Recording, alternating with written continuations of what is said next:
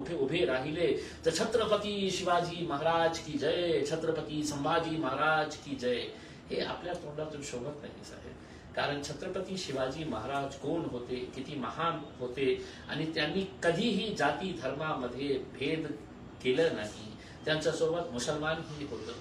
पण आज फक्त आपल्या राजनैतिक स्वार्थासाठी हे महापुरुषांचं नाव तुमच्या तोंडातून, तुमच्या पार्टीच्या तोंडातून शोभत नाही.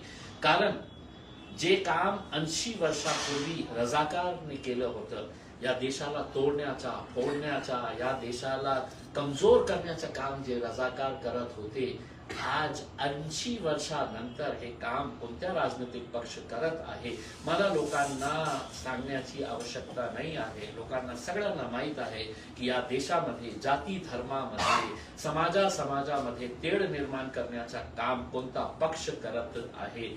म्हणून फक्त